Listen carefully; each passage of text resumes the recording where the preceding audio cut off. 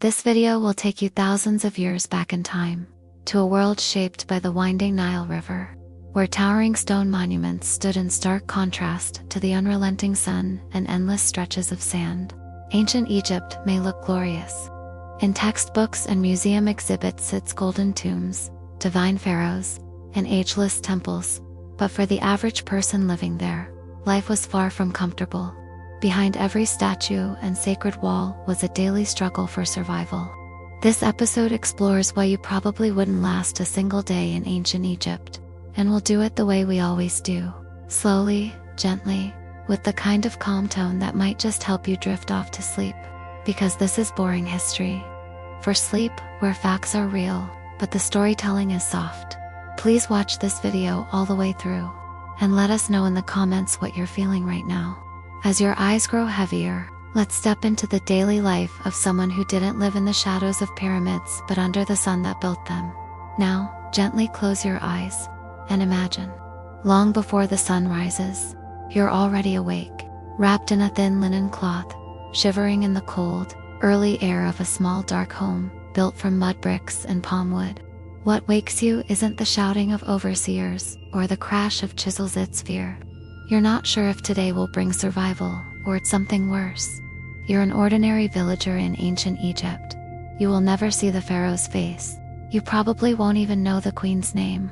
Yet each day you live as if they are gods.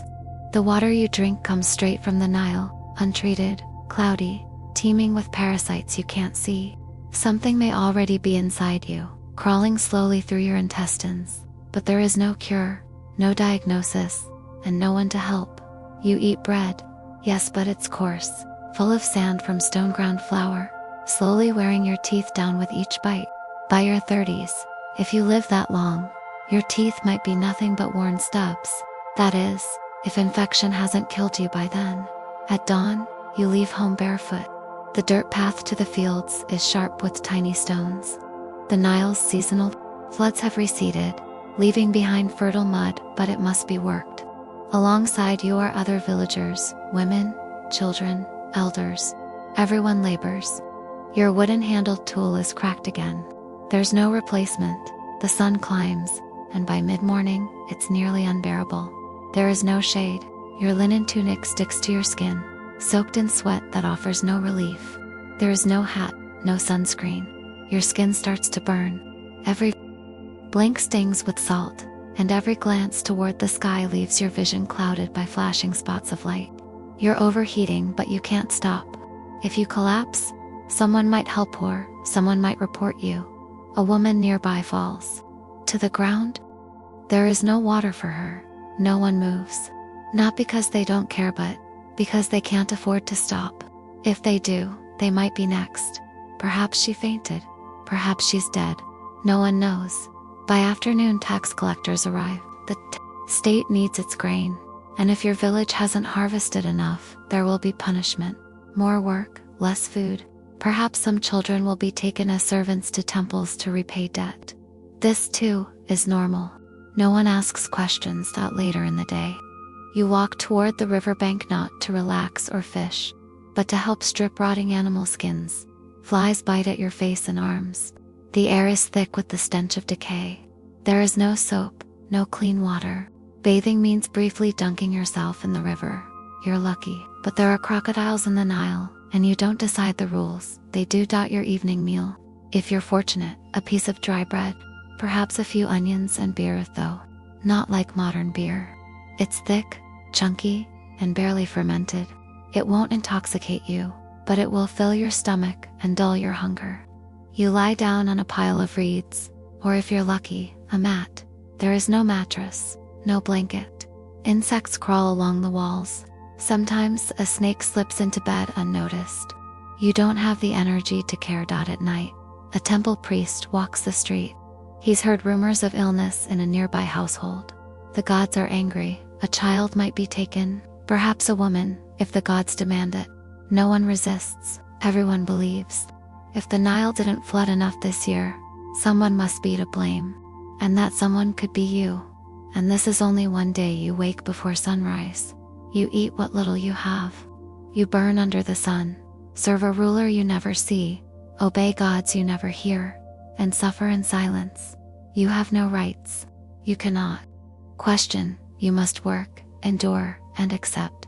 Because in ancient Egypt, survival was not a right. It was a daily test, and the gods were always watching. Now close your eyes again, and ask yourself, do you still want to live in ancient Egypt? The sun is still down, but the village is already stirring. You wake up with a sore back, a dry mouth, and the faint sound of someone coughing nearby.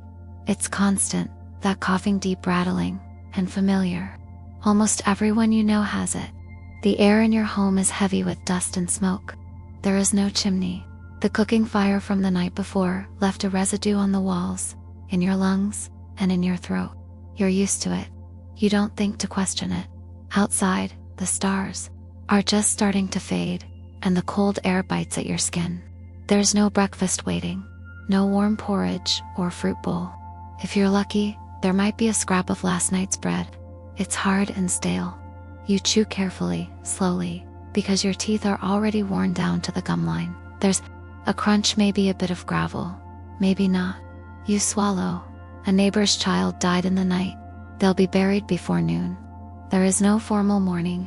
The priest might come if the family can offer something in return, a handful of barley, or a promise to work extra at the granary. Otherwise, they dig the grave themselves. There are no gravestones, no names etched in marble. The body will go back to the dust. No one talks about it. You're called to the temple district. You don't know why. A worker was injured there yesterday, crushed beneath a slab of limestone. Maybe you're replacing him, maybe not. You don't ask. You walk past the storage granaries, where guards are already stationed. The grain inside belongs to the state, to the temples, and to the gods.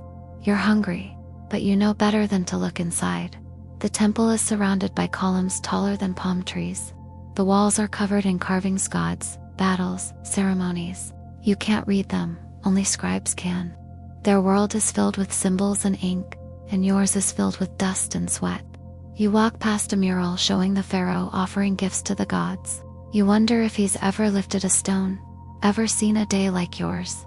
You're given a chisel. The foreman points to a block of stone. Your job is to smooth its surface for carving. It doesn't matter that you've never done this before. You must learn quickly. Mistakes mean delays. Delays mean punishment. By mid-morning, your hands are already blistered. The stone is unyielding. The sun beats down. There's no shade here. Only the occasional breeze through the scaffolding, bringing with it the smell of copper and sweat. You're not allowed to speak. There's no talking on the job. Someone nearby shouts. A laborer passed out. The overseer doesn't flinch. Others lift him by the arms and drag him aside.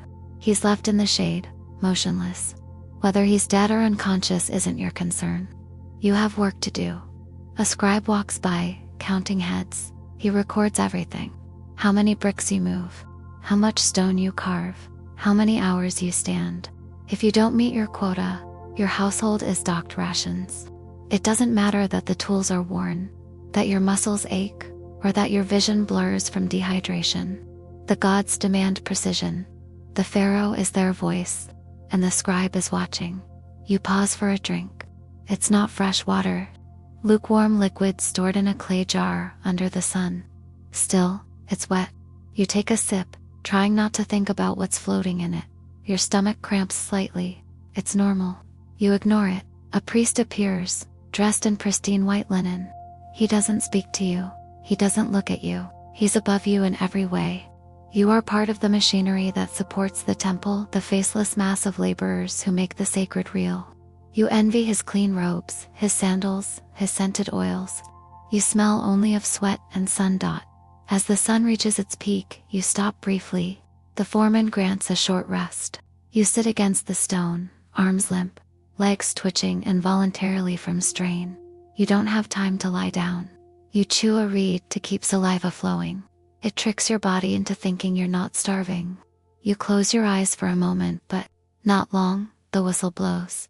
Back to work. You cut your hand. It's small, but it stings. There is no bandage. You wrap it in cloth torn from the edge of your tunic. Infection is likely. You hope for the best. Hope is all you have. Later, you hear a funeral procession, a small one. Someone important died. You don't know their name. There's incense, wailing, and a chant. The body is being transported to be embalmed. You've never seen an embalming. Only the elite are mummified. You'll be buried in a shallow grave when the time comes, your body covered in sand. That's the best you can expect. When your shift ends, you walk slowly back to the village. Your legs ache. Your shoulders are numb. The dirt road is rough under your bare feet. Children run past, chasing one another with sticks. One falls. The mother scolds him, but doesn't pick him up. There's no time for softness. Everyone must learn to endure. You sit by your home and watch the sun disappear behind the palms. The air finally cools. For a moment, it's quiet, peaceful even. A goat bleats. A baby cries. You lean back and stare at the stars. You know many of their names, passed down in stories. You don't know what they are, but they guide you. You find comfort in them. You go inside. The fire is out. There is no fuel left. You lie on the floor, curling into yourself to keep warm. The cloth covering you is thin and damp with sweat. You feel something crawl across your arm. You brush it away, too tired to care what it is. You close your eyes, hoping tomorrow will be better. It won't be, but you'll survive, at least one more day. The morning comes not with an alarm, but with the soft groaning of wooden doors, the distant braying of donkeys, and the shuffling of feet on sand. You wake up with your limbs heavy and sore, your mouth dry again. You don't remember dreaming. There is no time for dreams. The cold clings to your skin, though you know it will soon turn to unbearable heat. You sit up slowly. A neighbor calls out someone has lost a tool and needs help finding it. The day has begun, even if you aren't ready for it. You chew a small piece of dried fig, one of the few luxuries you managed to trade for last month. It's shriveled and sticky, but sweet. It's the best thing you'll taste all week. You press your hand against your stomach. The cramping hasn't stopped. You're used to it now, and you know it means the food is working through your system, or that your parasites are active again. You can't tell. Either way, you get up and tie your tunic tighter. Today, you're assigned to irrigation work. The fields closer to the Nile have canals dug and shaped by hand, often reinforced with bundled reeds and clay bricks. The Nile's flood has receded recently, leaving behind a black, fertile silt that clings to your feet. Your job is to dredge the canal, lifting buckets of water and pouring them into narrower channels that stretch toward the fields. It's backbreaking work. You lean over again and again, legs half submerged, your body splattered with dark, sticky mud. The overseer walks slowly along the canal, nodding or frowning, depending on your pace. He says little. His staff does the talking. You've seen him use it on a man's back before, and no one questioned it. There is no protection. There are no workers' rights. You are the lowest class in a society that believes in divine order. The gods are at the top, then the pharaoh, then the priests, scribes, soldiers, craftsmen in somewhere near the bottom. You, the peasant. You pause for water, then think better of it. The last time you drank from the canal, you spent 3 days with fever and stomach pain. You wait until your shift ends. Your hands are raw, blisters have burst. Your tunic is torn at the side. Still, you keep working. You know that if you fall behind, your family may go hungry, and hunger is never far from your doorstep. After the sun reaches its highest point, the heat begins to burn more than it warms. You wrap a cloth around your head, but it barely helps. The sun cuts down like a blade. You smell your own sweat rising from your skin and sea salt stains drying on your arms. You breathe slowly. There is no wind. Not even the birds are flying now. You glance to your right. A young boy, no more than 10, struggles with a water lifting device. His hands are too small for the rope, and the leather bucket sloshes each time he tries to lift it. No one helps him, you don't either. If you do, your own work won't be finished, and you've learned what happens when you fall short. Back in the village, your home offers no refuge. The interior is stifling. Mud brick holds in the heat, and there is little ventilation. You step outside again. A woman nearby is grinding grain. Between 2 stones, you hear the rasping sound of her hands, back and forth, hour after hour. The flour she makes will be mixed with water, and baked into hard unleavened bread, flat, rough, and full of grit. Still, it will feed her children. A priest passes by on a palanquin carried by servants. He's heading toward the house of a noble family. You know them, they have more land than they can till, and they lease most of it to workers like you. Sometimes, when the harvest is good, they send food down to the workers. This year though, the river didn't rise as high. There's talk of shortage, famine. You try not to listen. In the afternoon you walk to the market square. It's not a marketplace like in modern times. There are no coins, no stores. Trade is based on barter. You bring a bundle of dried reeds and a small clay pot, hoping to trade for garlic or lentils. A woman offers you a small handful in return. You accept. It's not a fair trade, but neither of you mentions it. You're both just trying to survive. At the edge of the square, a storyteller gathers a small crowd. He speaks of gods and monsters, of Horus and Set, of the sun god Ra riding across the sky in his boat. You've heard the story before, but it doesn't matter. The words soothe you, remind you that the world is ordered, that even in suffering, the gods see all. You nod, not because you believe everything, but because belief is the only shield you have. As the sun begins to set, you carry your items home. Children chase each other with reed toys, laughing, their feet caked in mud. A group of women prepares for a ritual bath, part of purification, before the new moon. You remember when your sister joined them, years ago, before her fever. You still think about her sometimes, but you don't say her name out loud. Night falls. Quietly, the sky darkens to a deep blue, then black.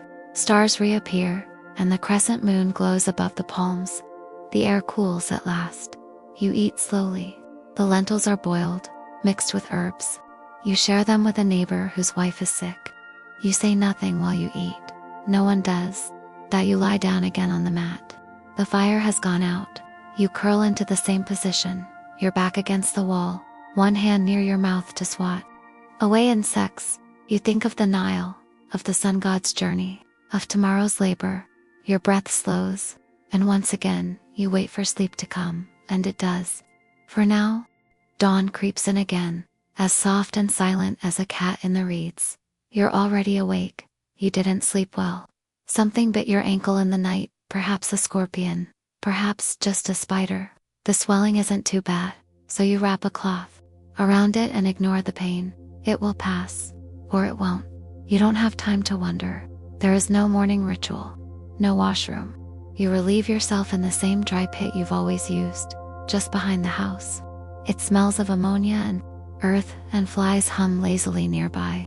A child runs past barefoot, chasing a chicken, laughing as he stumbles into the dust.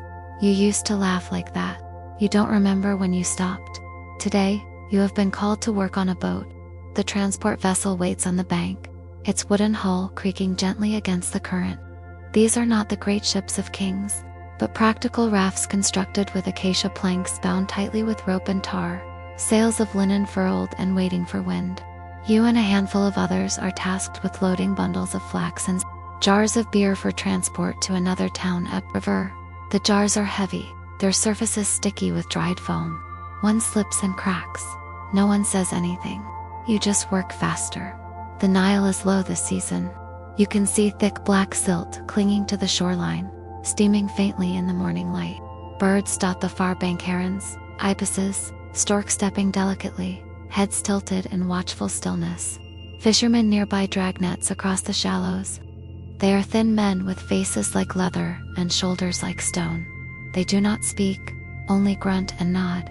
Each catch is a blessing. Each fish a delay of hunger. You carry a jar on your shoulder. Your arms tremble slightly, and you shift the weight so it presses into your neck instead of your back. The rope bites into your palm.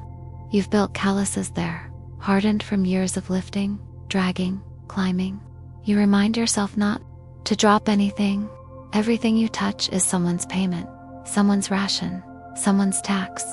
Nothing belongs to you, except your sweat. At midday, you board the vessel. You sit low on the deck, knees to chest, swaying gently with the current.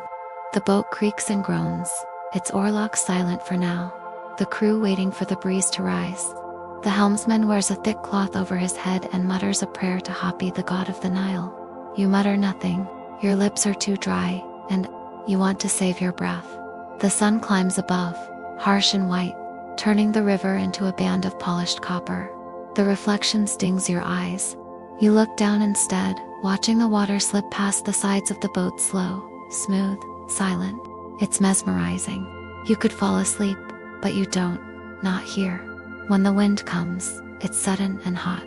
The sail unfurls with a loud snap, and the boat lurches forward. You grip the rail to steady yourself. The journey will take hours. You listen to the water lap the sides, to the occasional bird call, to the soft breathing of the man next to you. No one talks. Everyone is tired. Eventually, you arrive. The boat docks at a simple wooden pier. You unload what you carried earlier, the same flax, the same beer. Your muscles ache. You feel every step in your bones. You do not think of rewards or wages. You do not ask for rest. The day isn't done. As you walk back through the village, you pass a house with painted walls, bright blues and yellows showing scenes of the afterlife. A scribe lives there. He has his own basin for washing, his own stool, his own writing palette. He is young, but already more powerful than you will ever be. He does not look at you as you pass. You keep your eyes low. Near the temple, you hear the distant chanting of priests. Incense burns in long, spiraling trails, and acolytes sprinkle the ground with water and crushed lotus. You know the rituals. You've watched them from a distance. You've seen sacred cattle led through the gates, their horns wrapped in gold foil, their hides brushed and perfumed. You've seen holy processions where statues of the gods are carried on gilded boats. You are never invited to touch, to speak, to join. You are a shadow in their world. When you return home, you're greeted by the sight of your neighbor's daughter grinding barley. She sings softly under her breath. It's an old tune, older than the village itself, passed from mother to daughter for generations. Her hands are coated in flour dust. Her face is streaked with sweat. She glances up at you and nods. You nod back. That night, dinner is simple flatbread and onions. The onions are sharp, and they make your eyes water. You chew slowly, not because you savor the taste, but because it gives your stomach more time to feel full. You wash it down with a small cup of beer, thick and cloudy, sour with fermentation. It makes your head feel light for a moment. You like that feeling. It doesn't last. In the corner of your home, an oil lamp flickers. It casts shadows that dance across the walls. You stare at them, shapes form and disappear. One looks like a crocodile, another like a bird. You think of Sobek, god of the Nile, who wears the head of a crocodile and guards the river's secrets. You wonder if he's watching you now. You wonder if he ever was. You lie down again on your mat. The air is warm, but not stifling. Outside, frogs croak in the distance. The stars are back, scattered across the heavens like grains spilled from a jar.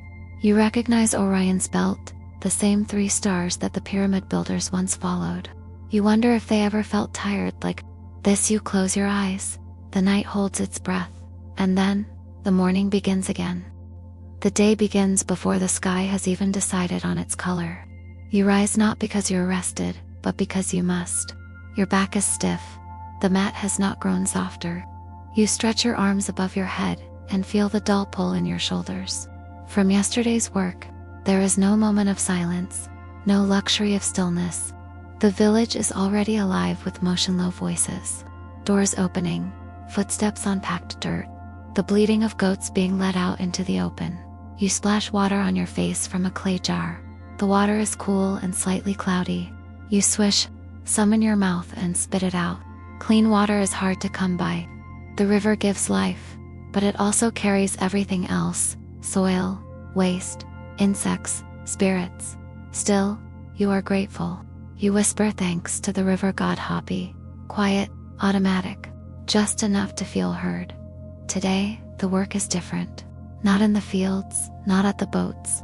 You've been sent to help at a construction site just outside the village's storehouse for grain, or perhaps a shrine, you're not sure. The overseers don't explain. You only know what's expected. Move bricks, carry mortar, listen when spoken to, speak only when necessary. The sun is already warm on your neck when you arrive. The building site is a mess of tools and mud brick rows of unfinished walls, half-buried buckets, and workers hunched like animals under loads too heavy for their frames. The bricks are made of Nile mud mixed with straw and dried in the sun.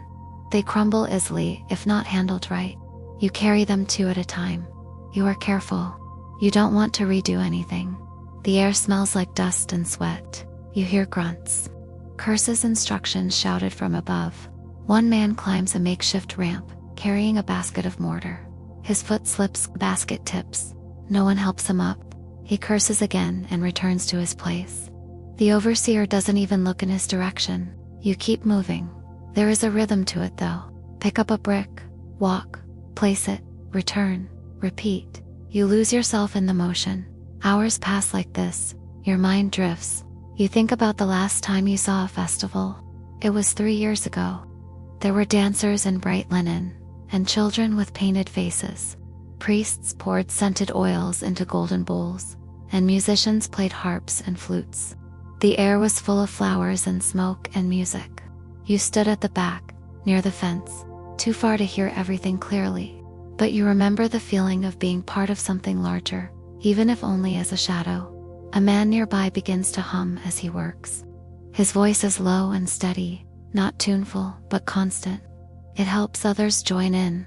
Softly, an old work chant passed down like everything else in your life. You don't know the origin. No one does. It's just always been there. Like the river. Like the dust. Like the sun. At midday you take a short break. You sit on a stone and eat a small loaf of barley bread and a handful of salted radish. The bread is hard and gritty. The radish stings your mouth. You eat slowly. A breeze picks up, moving across the plain like a whispered secret. You close your eyes for a moment and try to imagine shade. There is none. You think of the scribes, who walk past now and then. Men with shaved heads and red pens tucked into their belts. They carry scrolls of papyrus and speak in a quick, measured tone. They know how to write your name, even if you don't. You wonder what that feels like too. Put your thoughts on a page, to store your voice in lines of ink. You cannot write. Most people can't. It is a skill for the few. You are taught to carry, to dig, to plant, not to read. After the break the work resumes. Bricks are piled higher. Walls rise. Your arms ache but you do not slow down. You know, your pace is being watched, not by eyes of sympathy, but by eyes trained to notice weakness. You do not want to be seen as weak. You are not. You are only tired. As the sun lowers, the work slows. Tools are gathered. Bricks are stacked neatly for tomorrow. The overseer nods, a gesture that means you may go. You walk back through the village, with sore legs and dry lips. A woman offers you a fig. You nod thanks and take it. It is soft and sweet. It reminds you of something, but you can't remember what at home. You wash your hands with a handful of damp sand and a trickle of water. It doesn't clean them fully, but it helps. Your fingernails are lined with mud. Your arms are speckled with bits of straw. You sit outside for a while, watching the last of the sun paint the sky in orange and purple. A heron stands on one leg. Near the canal, unmoving, someone nearby plays a simple reed flute. The sound drifts across the fields, over rooftops, through doorways. It reaches you. It stays with you. You close your eyes. You remember your father, who once made a flute like that for you. You lost it in the flood one year. He never made another. He didn't say why. You eat dinner in silence. More bread, a few lentils, a bit of onion. You are grateful for it, even as your jaw tires from chewing. You lie down, and the mat feels harder than yesterday. The lamp flickers again, then dies. You hear the rustling of palm leaves outside, and the occasional snap of twigs. A lizard, maybe, or a snake. You don't get up to check. You sleep because your body demands it, not because you want to. And just before your mind slips away, you think about tomorrow. It will be like today, and like the day after. And still, you will rise, because that is what life means here. You endure. The sound that wakes you isn't loud. It's the gentle thud of footsteps in dry soil. Someone passing your doorway before sunrise. Maybe a neighbor on their way to the river. Maybe a worker heading to the granaries early. You don't check. You open your eyes in the dimness, the interior of your home painted in soft gray shadows. The mat beneath you has kept its shape, the uneven floor pressing into your hip, There's a stiffness in your side. It stays even after you stretch. You sit up slowly, trying not to wake anyone. The air is still and warm, the way it always is before the sun fully arrives. You wrap your shawl across your shoulders, not for warmth, but to keep the dust off your skin.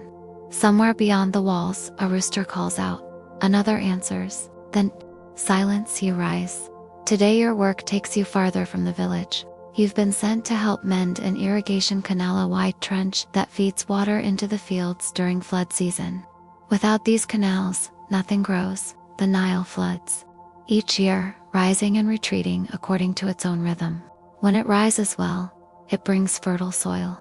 When it rises too much or too little, it brings ruin. Crops wither, stores empty, hunger returns. You walk the dirt road east, along the edge of a grove of sycamores. The trees are old, their bark rough and marked with scratches from passing animals and children's hands. You pause beneath one for a breath. The sky above you is blue-gray, streaked with pink. It will be another hot day. As you approach the canal, you see others already at work. A line of men pass earthen buckets, one to the next, moving mud and reeds and stones. The smell of standing water rises in your nose, thick green, sour. It clings to everything. You kneel and begin to dig. The soil is wet and heavy. You use a curved tool, shaped like a half-moon, to carve out the excess buildup that blocks the flow. It's simple, repetitive, exhausting. You glance at the water occasionally. Frogs sit motionless along the edge. Insects flit across the surface. You see the shape of a fish pass by, too quick to identify. Maybe a tilapia, maybe a catfish. The same fish your ancestors ate. The same fish the priests once offered to gods in stone temples. Your hands grow sore. Your knees ache from kneeling. You shift your weight and keep going. A boy walks by with a clay jug strapped across his back. He offers water to the workers. You drink. The water is warm, slightly metallic, but it helps you thank him with a quiet nod. He smiles, quick, genuine, then moves on. You watch him walk down the line. Barefoot, thin, dust on his calves. You wonder if he'll be doing this when he's your age. At midday, the sun stands high. There's no shade by the canal, only the distant promise of trees too far to reach. You take your meal, bread and dried fish, beneath a small overhang of earth. The fish is chewy and salty, preserved with palm fiber and thyme. You eat slowly. A breeze comes, just enough to stir your hair. You close your eyes for a few minutes. Not sleep, just stillness. Later you carry bundles of reeds to the far end of the trench. They'll be used to reinforce the walls, to keep the canal from collapsing when the water flows faster. As you move, you step over stones that have been shaped by feet, by time, by flood. Everything here is old. Even the new things feel old. You think of how many lives have passed down this canal. How many hands before yours have dug, carried, sweat. You see a small shrine built into the bank, just a pile of stones really, with a clay figurine of a crocodile resting at its center. Someone left a flower beside it, perhaps to appease Sobek, the crocodile god who watches over these waters.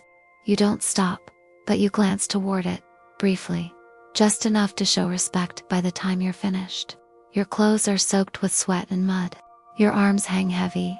The walk home feels longer than the walk there.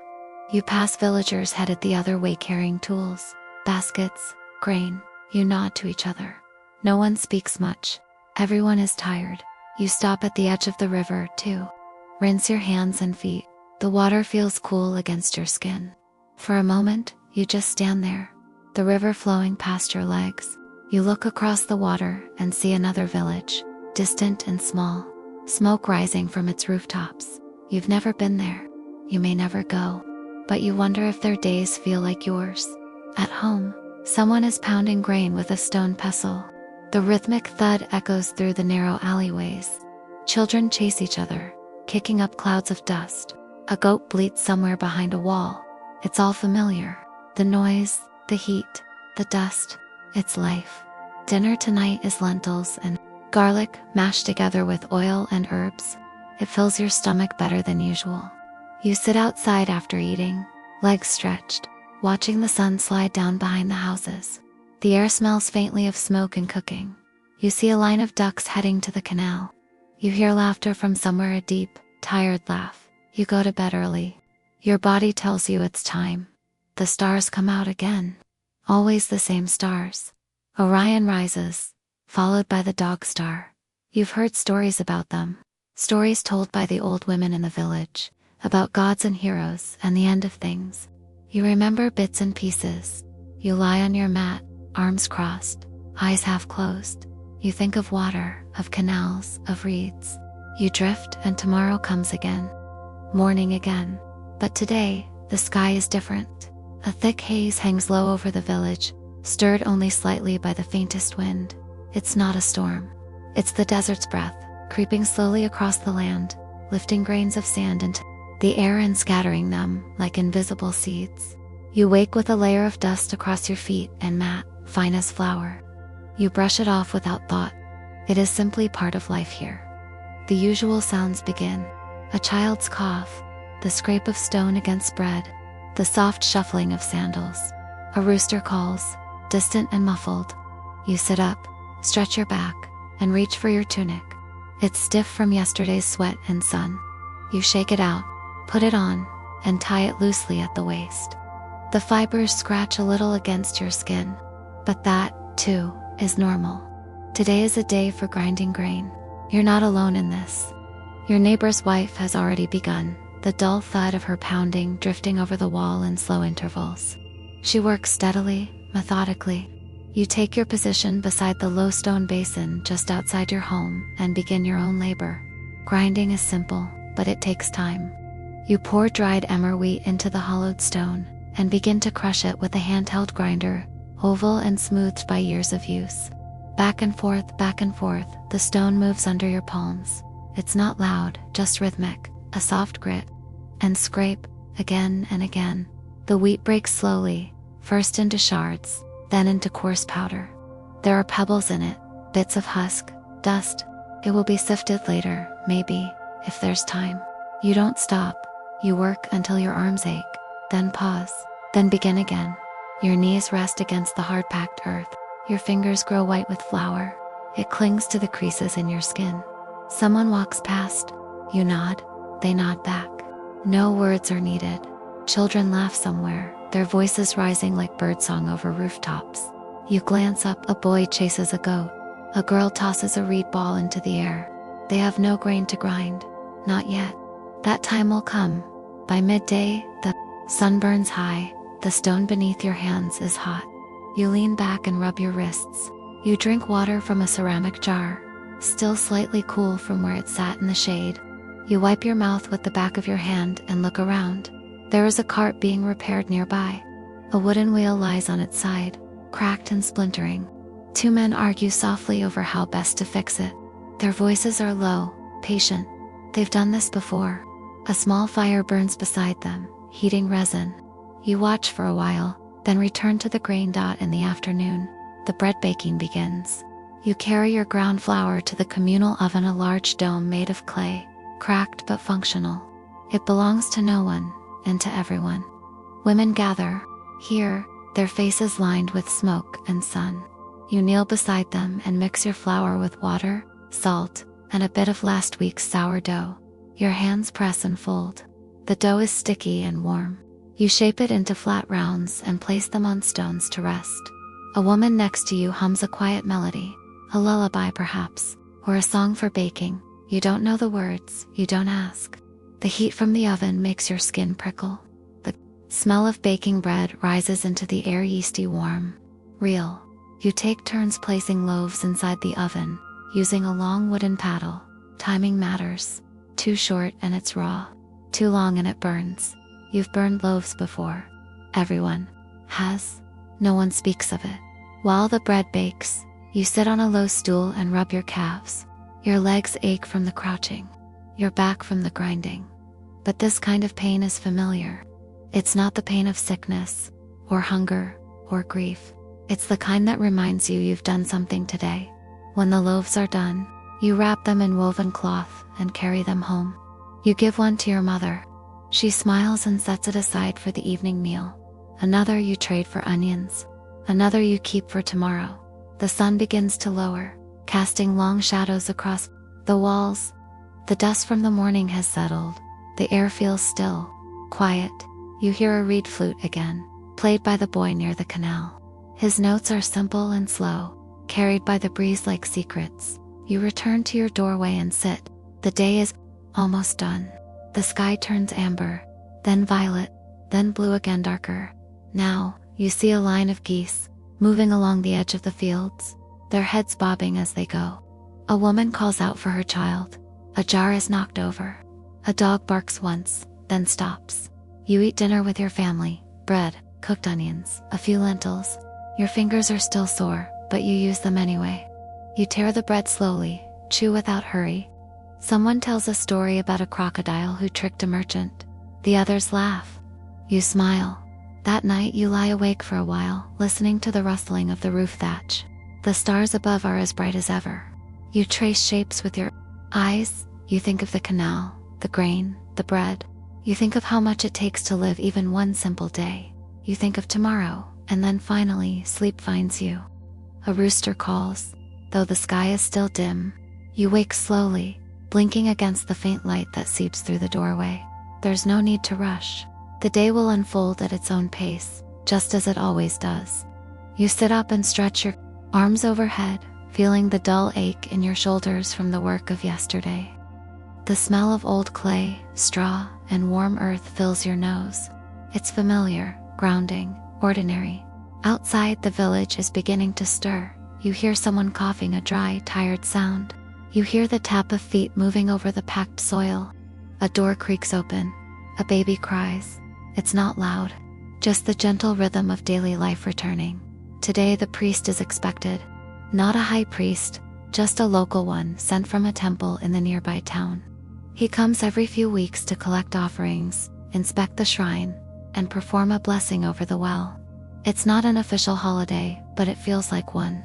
People wear their better robes, or at least wash their ordinary ones.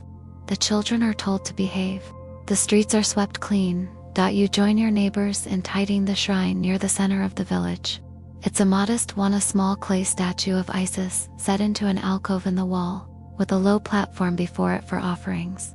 You bring a few dried figs and place them gently in the woven basket already half filled with bread, garlic, and a single bright flower someone must have picked from the riverbank. No one speaks much. There's no need. Each action is familiar, passed down through countless generations. You brush the dust from the statue, wipe away a streak of bird droppings from the corner of the wall, and step back. The others nod, satisfied. It's enough. By mid-morning, the priest arrives. He's older than you remember, with a slight stoop to his shoulders and eyes that squint against the light. He walks slowly, escorted by 2 temple servants who carry jars of oil and a bundle of papyrus scrolls. His robe is linen, finer than what anyone here owns, but it's stained at the hem with sand and age. The villagers gather around him, forming a quiet semicircle. No one crowds too close. The priest raises a hand in greeting. Then, in a voice that is soft but clear, he begins a prayer in Old Egyptian. You don't understand every word. The language has shifted over time, and many of the words are reserved for rituals. But the tone is comforting, familiar, like a story told again and again. He sprinkles water from a palm leaf. He anoints the statue with oil. He speaks of the Nile, of the harvest, of protection and health. His voice carries slowly through the still morning air. You listen, eyes lowered. You don't believe everything, but you respect it. That's enough. After the blessing, the priest sits beneath a sycamore and eats a meal offered by the villagers: bread, figs, honey, if any could be spared. You notice how he chews slowly, thoughtfully, as if each bite is part of the ritual. He speaks with the elders, offers advice, asks for news. Then, as the sun climbs, he prepares to leave. You return to your tasks. There's a rip in your roof that needs repair. You gather reeds and clay, shaping a small bundle to fill the gap. The clay is wet and cool in your hands. It smells of the river. You press it into place, packing it between the roof beams and smoothing the surface. The sun beats down on your back. Sweat trickles along your spine. At midday, you rest. You sit in the shade of your wall, legs stretched out, drinking from a clay cup. The water is lukewarm, but it refreshes you all the same. A girl walks by with a jar balanced on her head, her arms out for balance. She hums as she goes. You smile at her. She doesn't notice. You spend part of the afternoon helping your cousin prepare papyrus strips. The process is slow and exacting. Stalks must be sliced thin, soaked, and pressed together in layers. You arrange the wet fibers side by side on a flat stone, then lay another set crosswise on top. You press them down with a weight, usually a flat board with a stone atop it, and leave it in the sun. The result, days later, will be something precious. A smooth surface for writing, for recording, for remembering. Not everyone writes. You don't, but the scribe in the next village does. And sometimes messages must be sent while you work. Your cousin talks softly about the last market day, about a chicken that laid a egg, about a dream she had where she floated down the Nile on a palm leaf. You nod along, letting her words flow past you like water. The sun moves slowly overhead. Evening returns with its usual calm. The shadows lengthen. The air cools slightly. Someone plays a hand drum near the communal fire. The steady beat echoes across the square. Children clap along. You help serve the evening meal: bread, a stew of lentils and herbs, boiled greens. It's simple, but there's enough. Later, an elder tells a story, one of the old ones, about a clever jackal who tricked a greedy farmer. You've heard it before. Everyone has. But you listen again anyway. The voice of the storyteller is slow and scratchy like the wind through dry reeds. His words weave a picture in your mind: sand, stars, gods, tricks, and fate. You go to bed full, not just with food, but with the quiet fullness of a day completed. A day with meaning, if only for its simple rhythm. You lie on your mat and stare up at the roof. Through a crack, you see the stars again. Orion, the dog star, the same constellations your ancestors knew by other names. You wonder what they thought of them. You wonder what they would think of you. And then, slowly, gently, you sleep again. The day begins before the sun rises, not with an alarm, but with instinct and internal rhythm tuned to the seasons, the soil, and the slow unfolding of another day. You wake to the soft murmurs of your household rising around you. No one speaks loudly. There's no rush. There never is. But there is always something to do. The air is still cool, clinging to the dust and stone. You wash your face with water from a ceramic jar. It's not cold, not warm, just the right side of clean. The cloth you use is coarse, worn thin at the edges, but it's enough to remove the layer of sleep and night. You rub your hands over your face and blink toward the doorway. Today is for the fields. You walk out along the edge of the canal, where papyrus and reeds bend gently in the morning breeze. The air smells green of water, mud, and sun-warmed growth. A few egrets stand knee-deep in the water, motionless except for the slow blink of an eye. You pass them quietly. When the Nile flooded weeks ago, it left behind a thick black silt across the land. Now the water has receded, and the soil is soft, dark, and full of life. This is the season of planting, the most important season. Without it, there is no harvest, and without a harvest, there is no life. You join your father and uncles in the field. They've already begun, casting handfuls of seed across the damp soil. You follow them, walking backwards, dragging a curved branch behind you to lightly bury the seeds beneath the surface. You don't talk. The work is too focused, too rhythmic for words. A child nearby sings a tune simple and repetitive, meant more for pacing than for beauty.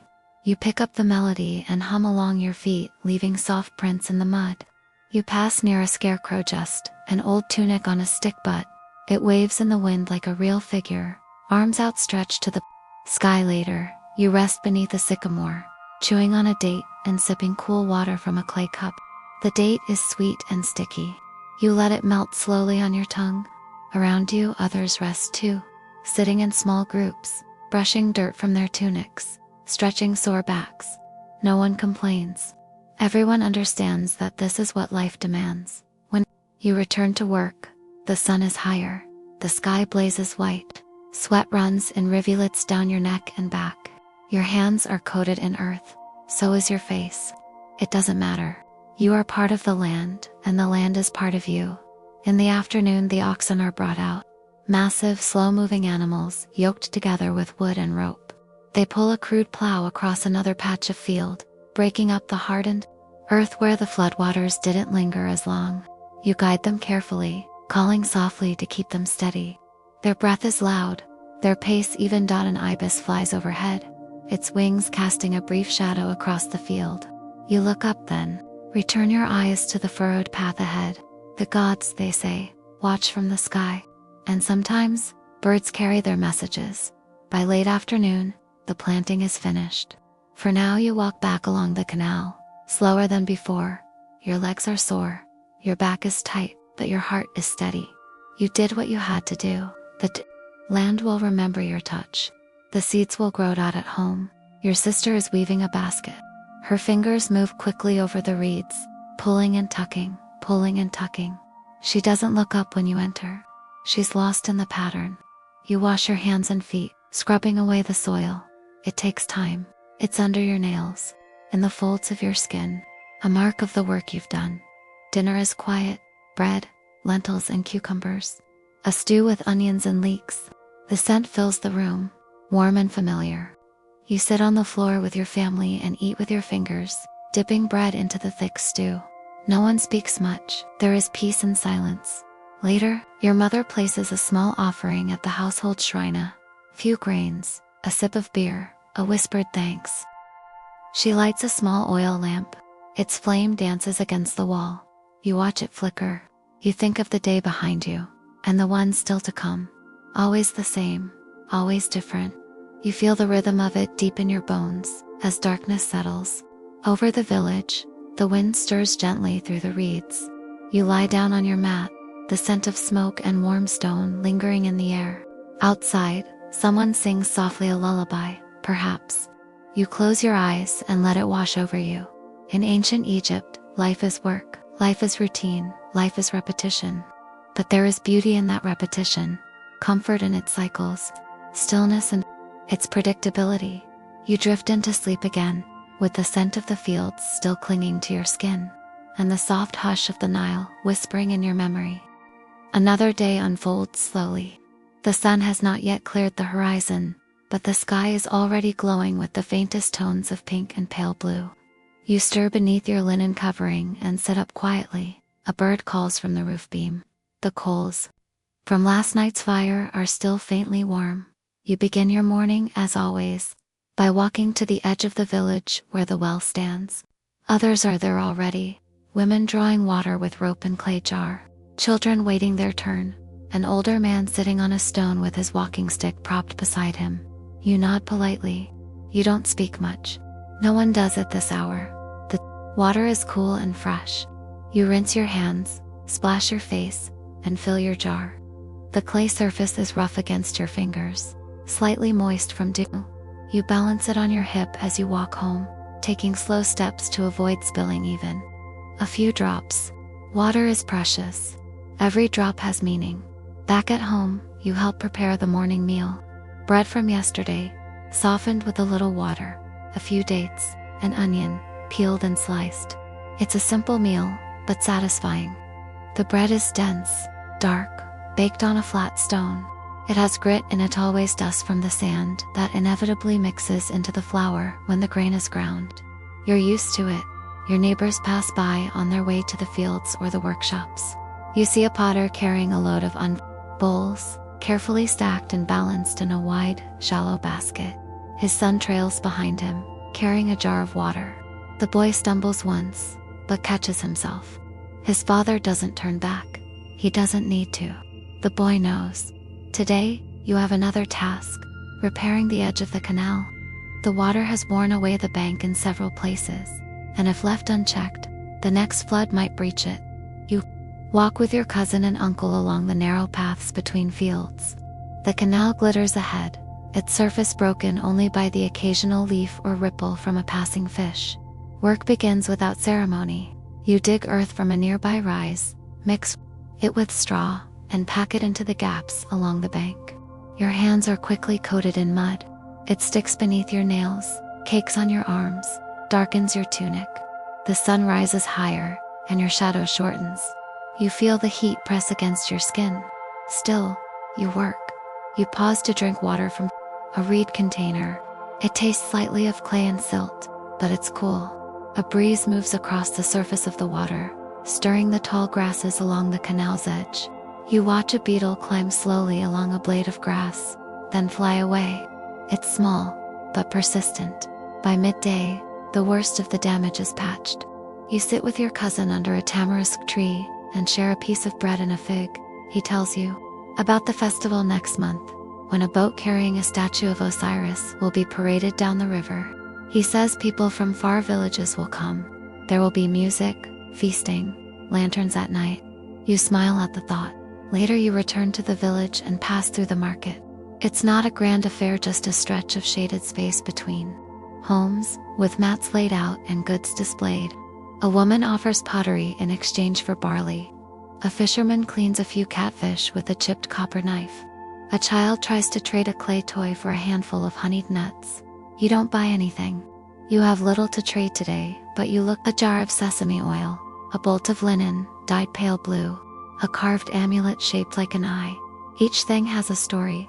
Each thing has value. As the sun begins to dip again, you help your neighbor move a stone. It's large part of a foundation he's rebuilding.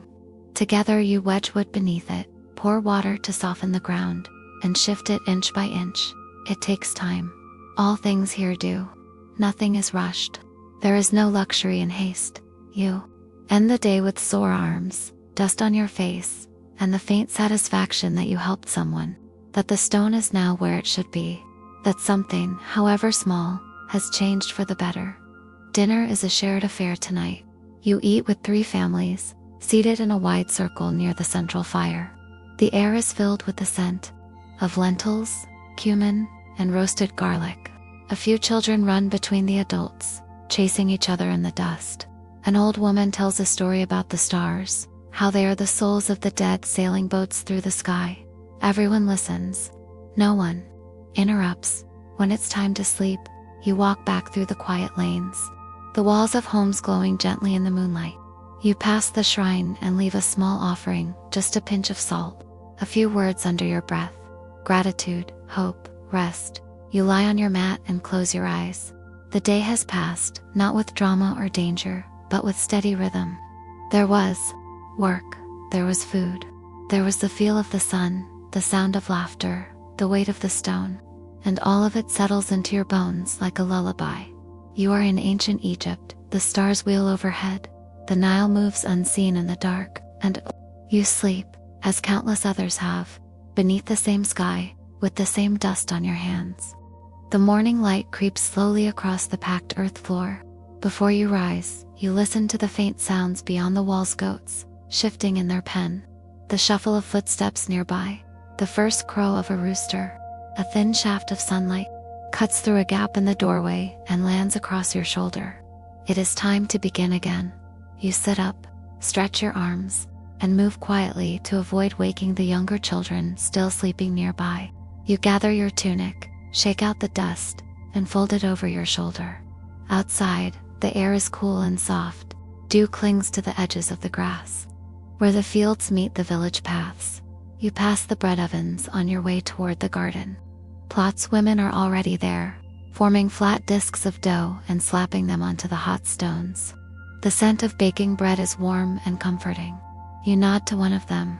She smiles back, her hands white with flour. The rhythm of life continues.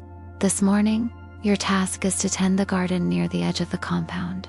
It's a small, walled space, set apart from the larger fields. Here, you grow leeks, lettuce, onions, and herbs. The garden is fed by hand-carried water from the canal, and every plant is precious. You begin by pulling weeds. Slowly, carefully, you squat low to the ground, the scent of fresh earth filling your nose. As you work, you watch a scarab beetle push a small ball of dung across the dirt. It struggles, then regains control, spinning. In a slow arc, you stop for a moment and watch it, then return to your task. Life is like that, slow, repetitive, deliberate. You trim the tops of the leeks, gather herbs into a worn reed basket, and wipe your hands on your tunic. A cat darts through the garden wall, chasing a lizard. The lizard escapes. The cat sits and begins cleaning its paw as if nothing happened. You smile later. You walk to the riverbank. You are not alone. Others have gathered to wash clothes, rinse pots, or simply watch the water. The Nile flows steady and silent, wide and endless. Its surface reflects the sky in a soft, rippling mirror. You dip your hands into the current. The water is cold, but not unpleasant.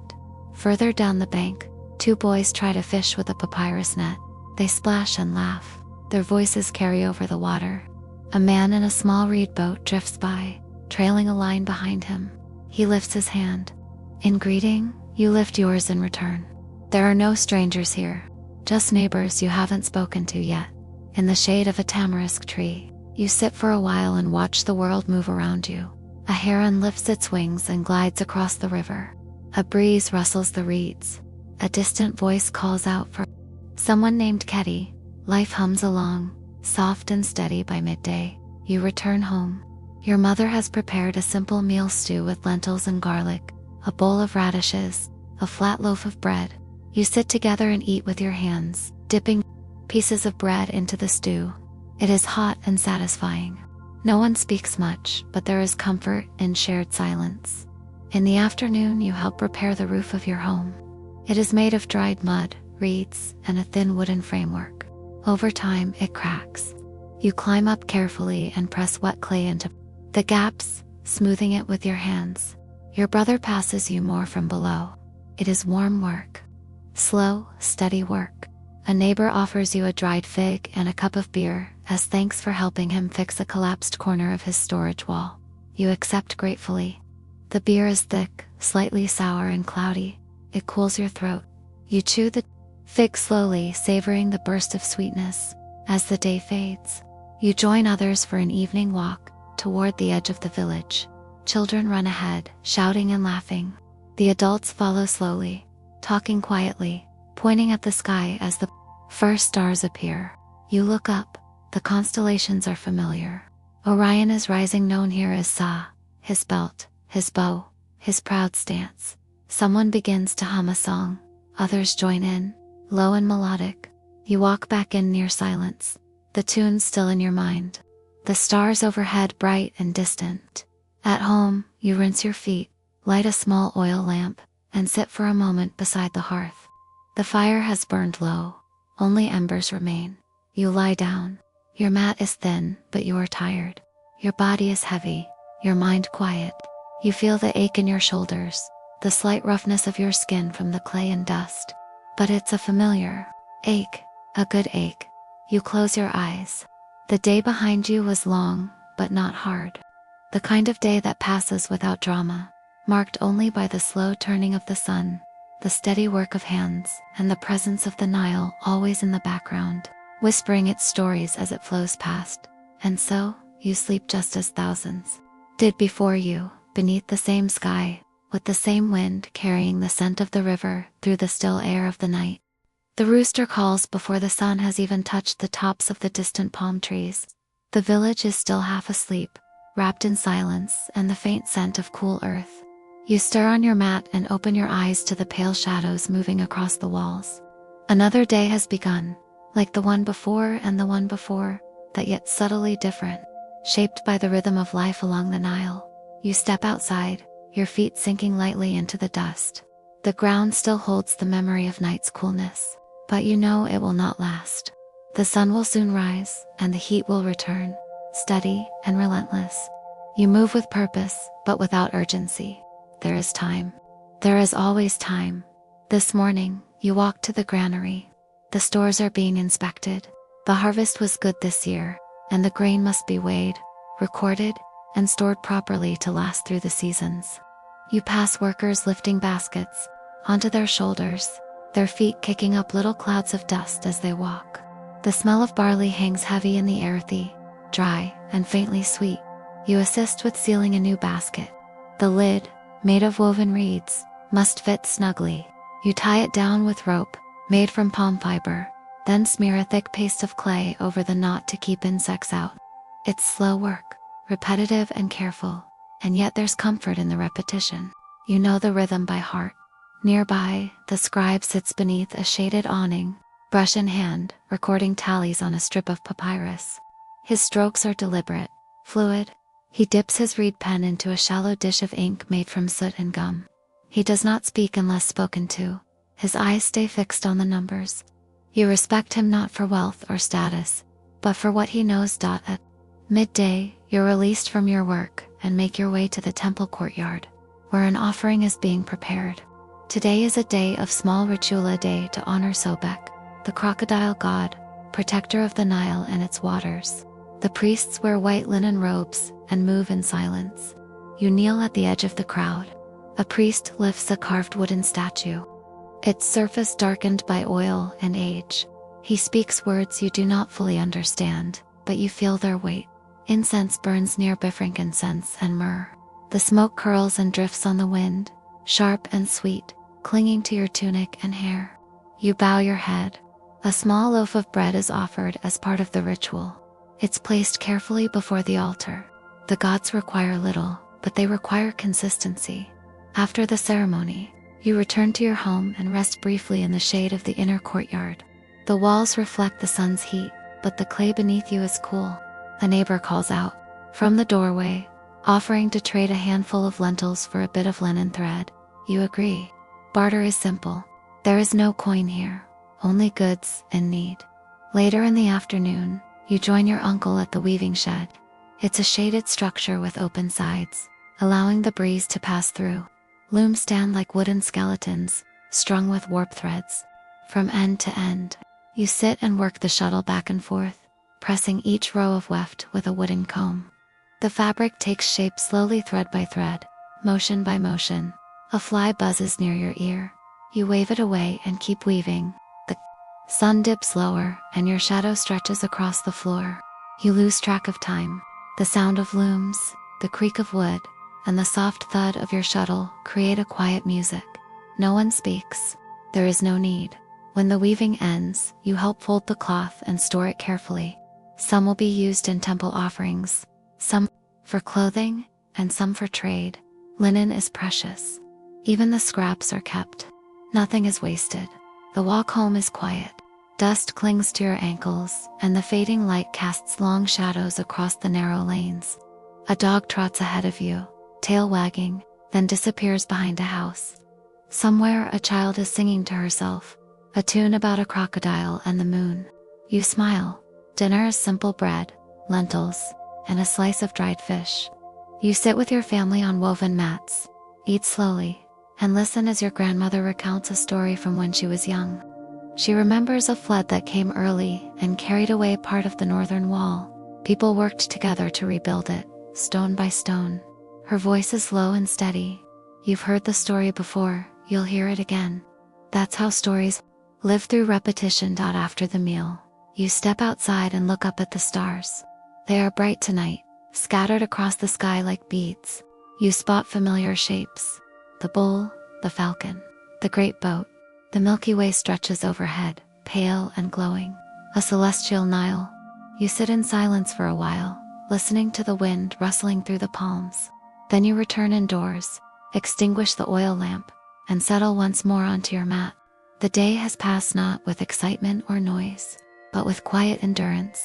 And as sleep comes slow and soft, you think of the river, the looms, the incense, and the stars.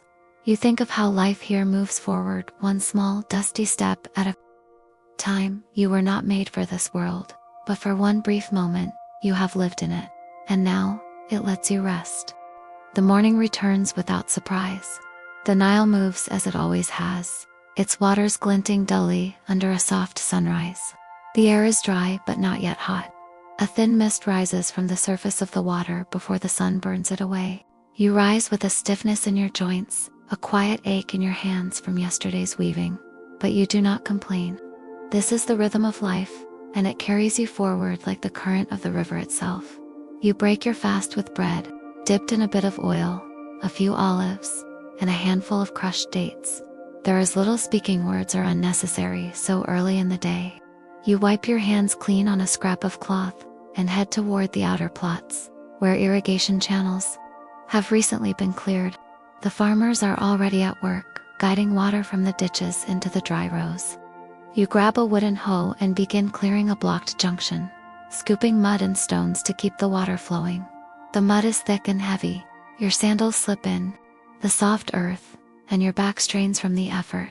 But you are not alone. Beside you, an older man hums a song you've heard many times before.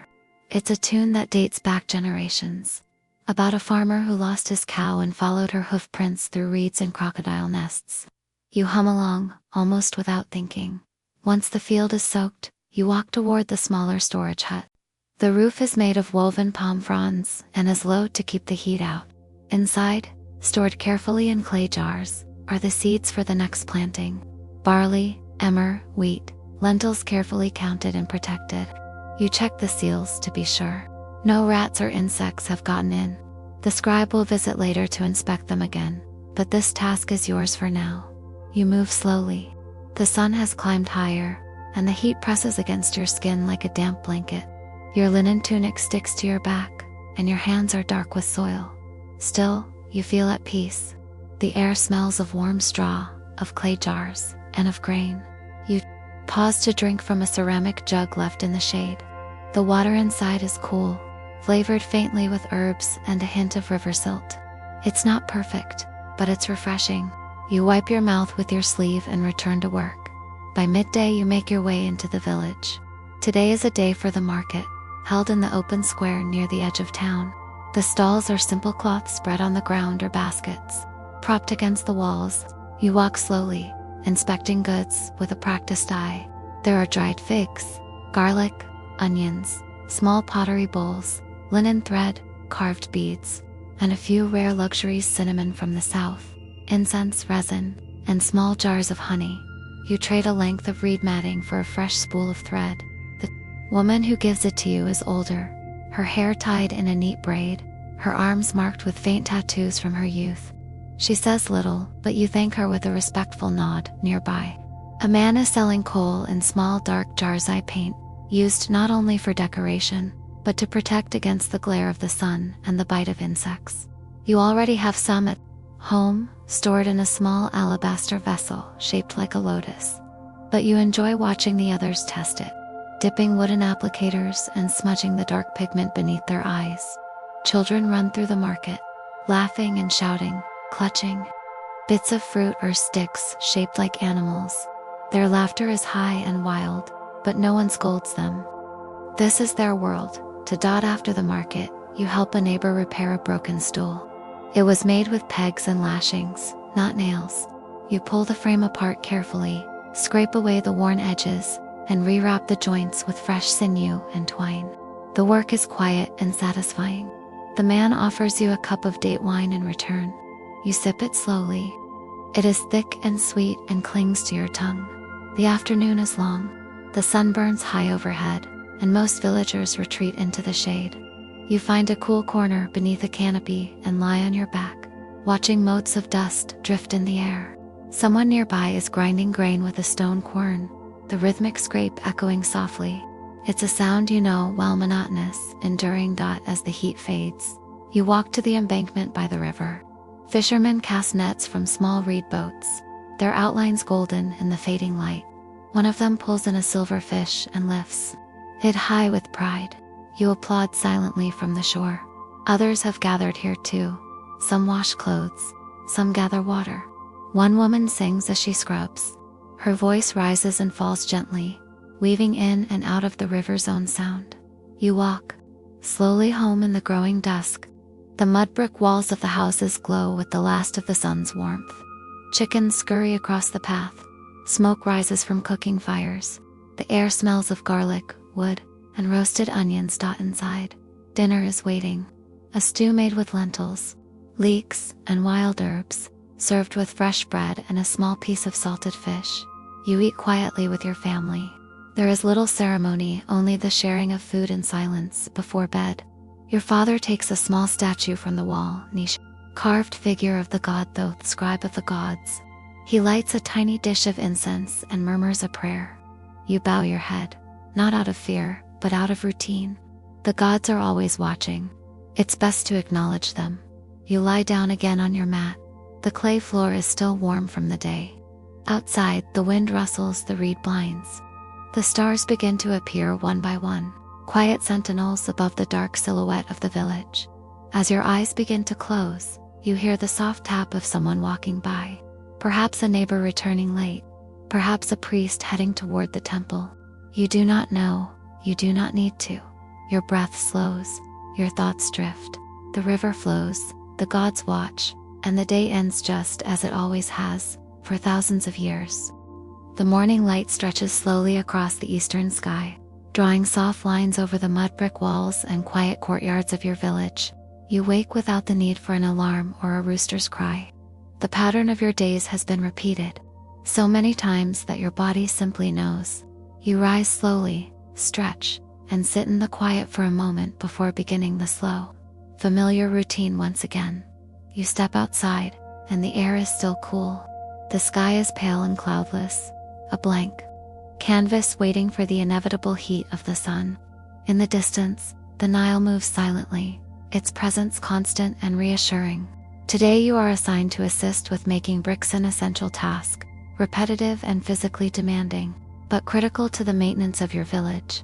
You make your way to the brickyard just outside the main settlement, where others have already gathered. There is a pile of wet mud, a heap of straw, and dozens of wooden molds. You dip your hands into the cool mud and begin to mix it with the straw, your arms moving slowly and steadily. The straw strengthens the clay, keeps the bricks from cracking as they dry. The mixture is thick and heavy, and it clings to your fingers, your wrists, your elbows. A boy carries water from a nearby channel, carefully pouring it into the pile to keep the mixture workable. You thank him with a nod, and he returns a quick smile before running off to help someone else. You press the mud into a wooden mold, smoothing the top with a flat board, then turn the mold upside down to release the new brick onto the ground. One by one, the bricks are made and lined up to dry in the sun. There is little talk among the workers, only the sound of birds calling overhead, and the quiet thump of hands and tools in wet earth. Sometimes someone hums softly an old tune. Without words, you don't know who started it, but you find yourself humming along. Your hands ache from the labor, but you continue. This is not work that ends it, is work that sustains. By midday, the sun hangs directly overhead. You step away from the brickyard and walk slowly toward the shade of a tamarisk tree. You sit beneath its branches and share a handful of dried figs with a fellow worker. He says little, only remarks about the weather and the last flood season. You nod. That is enough. When you return home, your younger sister is helping your mother shape dough for bread. The flour was ground earlier by hand, using a stone quern. Her fingers are white with dust, her face calm with focus. You sit and help, kneading the dough into round loaves, pressing each one with a reed stamp to mark it before baking. The oven outside is already hot, an open clay dome, heated by burning twigs and straw. You slide the first loaves into the oven's mouth with a long paddle. The smell rises quickly, warm, nutty, comforting. You know it by heart. The heat makes your face flush, and sweat drips from your brow. Still, you work steadily. Bread is life. Without it, nothing else matters. Later in the day, you're asked to deliver a small bundle of cloth to the temple. It's an offering from a local merchant, payment for prayers or favor.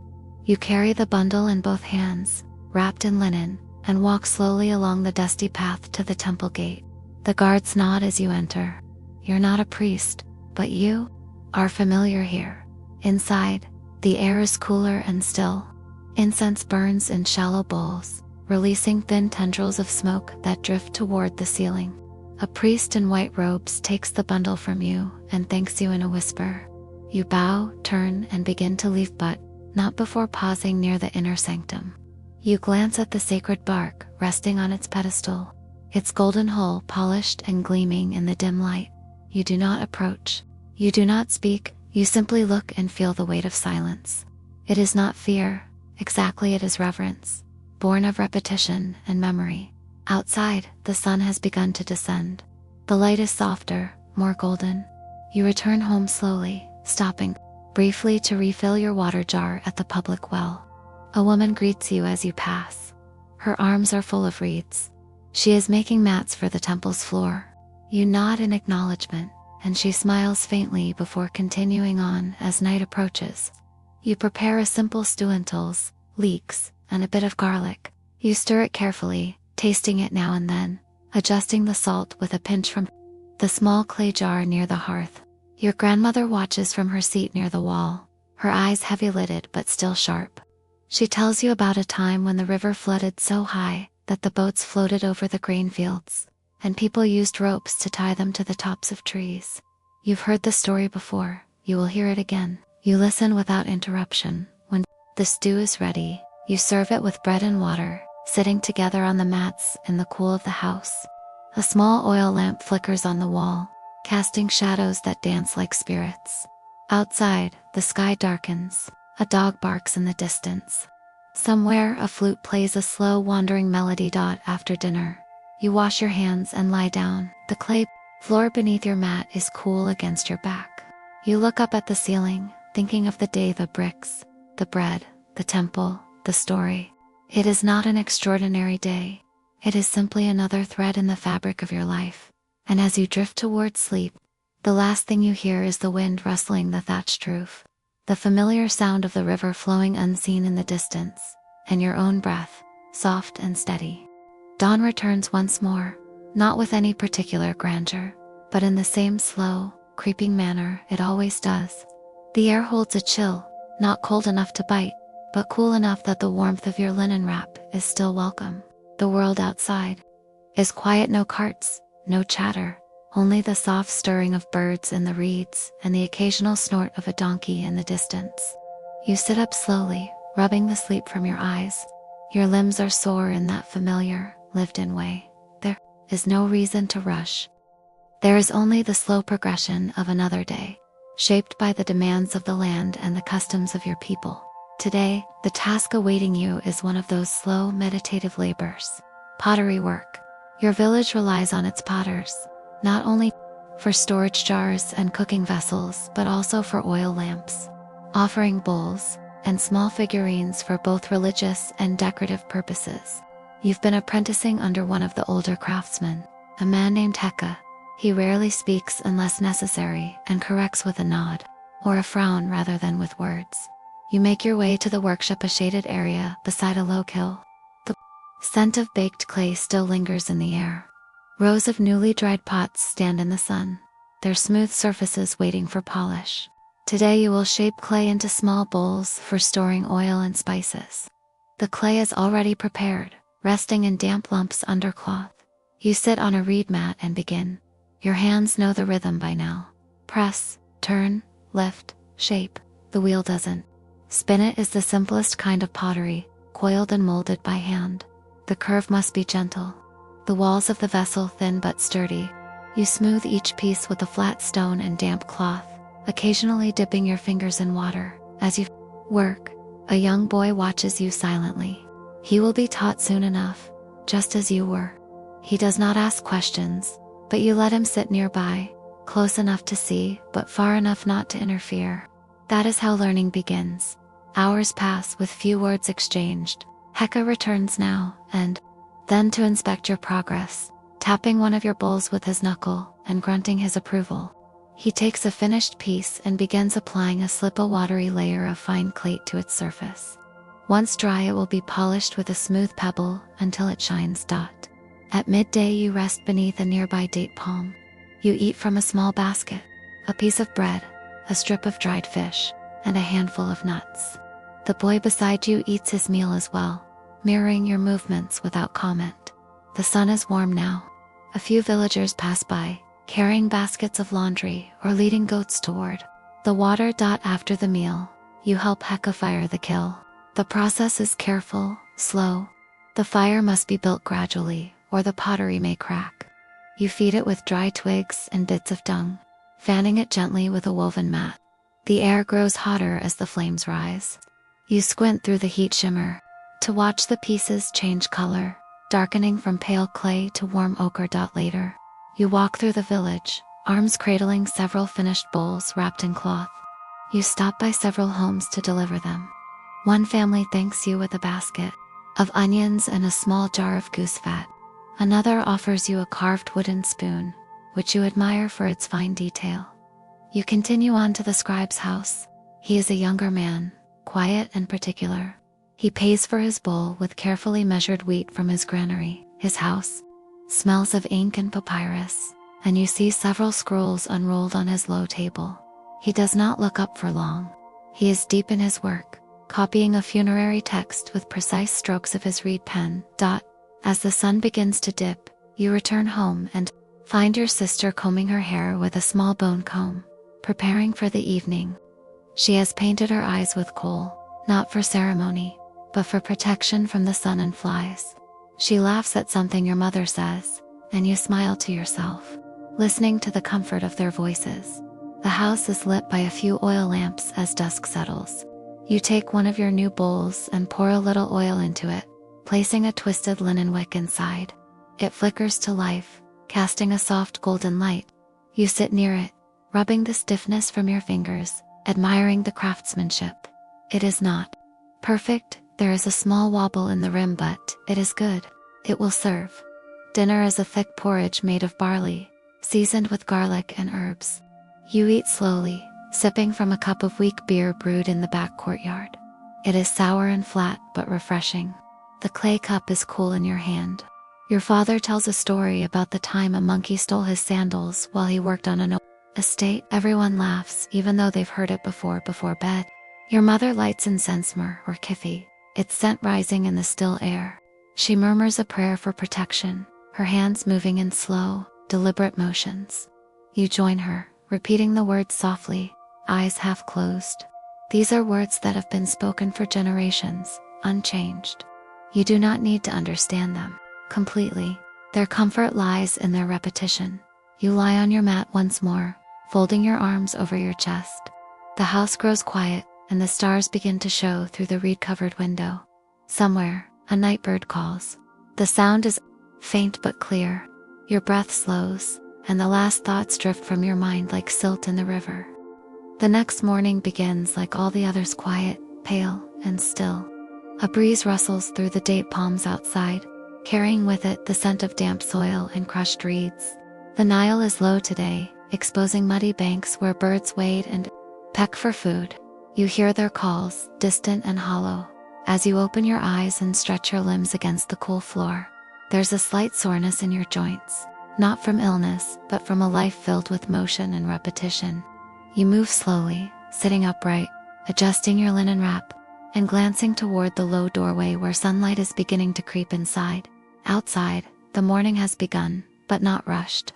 The world stirs like a pot slowly brought to a simmer. Today, you are to assist in preparing offerings at the temple granary, a job of precision and care, and one that must be done according to strict tradition. You wash your hands and face with water from the clay basin near the doorway, drying them on a woven cloth before making your way toward the granary. As you walk through the village paths, you see other homes coming to life. A woman is grinding grain with rhythmic effort, her hands already dusted with flour. A child runs past you barefoot, carrying a small reed basket filled with figs. Two men argue mildly over the weight of a sack of barley. Their voices are low, not angry, just tired. The granary is located within the temple compound, watched over by scribes and priests. You enter quietly, bowing slightly to the guardian at the gate. He recognizes you and allows you through with a wave. Inside, rows of large clay jars line the cool storerooms. Each jar is labeled with hieratic symbols, indicating its contents, dates, and donor. Your job is to assist in transferring fresh offerings, mainly grain and bread, into the temple store. The process is deliberate. The grain must be weighed on balance scales, the weights adjusted, the scribes noting every handful. You carry woven sacks, slowly pouring grain into jars, under the watchful eye of a priest. He recites a quiet invocation each time a jar is filled. Nothing is hurried. The pace is purposeful, almost ceremonial. Each action is linked to the gods, to order, to map the principle of harmony and balance that guides the universe. Even the act of measuring wheat carries religious significance. To make a mistake, to misweigh, would not only be would be a violation of the sacred. After several hours, you are released from duty. Your shoulders ache from lifting the sacks, and your throat is dry from the dust of the grain. You walk outside and rinse your face with water poured from a jar held by a temple servant. It is warm, touched by the sun, but it feels refreshing. On your way back to the village, you stop briefly at the potter's stall, where a new batch of oil lamps is being fired. The heat from the kiln radiates out in shimmering waves, and the smell of burning wood and clay clings to the air. The potter, an old man with soot-blackened hands, nods to you and offers a small cracked lamp as a gift. It leaks slightly but will still burn. You thank him and wrap it carefully in cloth later. You rest in the shade of a wall covered in faded painting scenes of cattle and harvests, of gods with jackal heads and falcon wings. The plaster is flaking, but the images remain. They were painted long before your time, perhaps even before your grandfather's. They are reminders of how little changes, and how much endures. Children play nearby with clay balls and reed dolls. One of them hums a song in a high, clear voice. The melody is familiar, one you've heard since your own childhood. It has no words, only the rise and fall of tones that seem to echo the rhythm of the wind and the water. Home. Your mother is preparing a stew of lentils and garlic. The scent fills the air as you help gather herbs from the garden: dill, coriander, and a few dried fenugreek leaves. Your father sits nearby, working on a fishing net. His fingers are quick, practiced. He mutters about a torn section near the edge, blaming the last big fish he caught. In the evening, the family gathers around a low table, dipping bread into the thick stew, sipping beer from shared cups. The dog lies quietly near the doorway, its ears twitching at every unfamiliar sound. After the meal, your sister braids your mother's hair, combing it with gentle fingers. No one speaks much, there is no need. The closeness of the fire, the nearness of the oil lamp's glow, is enough. Outside, the moon rises full and pale above the rooftops. You step outside for a moment, listening to the quiet sounds of the night: the distant murmur of the Nile, the rustling of reeds, and the occasional cry of a bird, disturbed from its perch. A cool breeze brushes against your skin, and you wrap your shawl tighter around your shoulders. You return indoors, place the cracked lamp beside your mat, and light it carefully. It sputters once, then burns with a small, steady flame. You lie down slowly, muscles heavy, eyes drooping, heart calm. There is no grand ambition, no plan for tomorrow. Only the certainty that it will come, and that it will be much like today. The world outside breathes in silence, and you like it. Begin to drift. The lamp burns low by your side, as the new morning unfolds in a familiar, gentle hush. The stillness of pre-dawn lingers a moment longer than usual, as if time itself hesitates before stepping forward again. The sky outside is beginning to shift, from inky indigo to soft amber.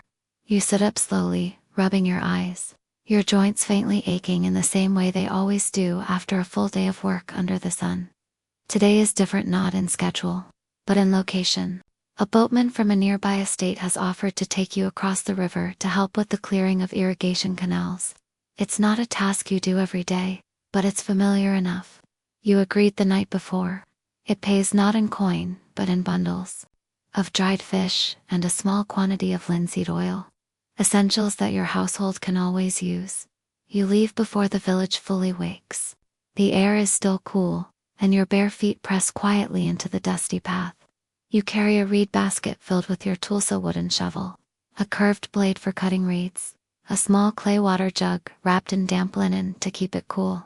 The boat waits at the edge of the Nile, bobbing gently beside the reed-choked shore. The boatman is a tall, silent man with sun-darkened skin and a wide-brimmed hat woven from papyrus. He nods once and helps you into the narrow vessel. You sit near, the front knees pulled close to your chest, as he pushes the boat away with a long wooden pole. The river accepts you with barely a sound.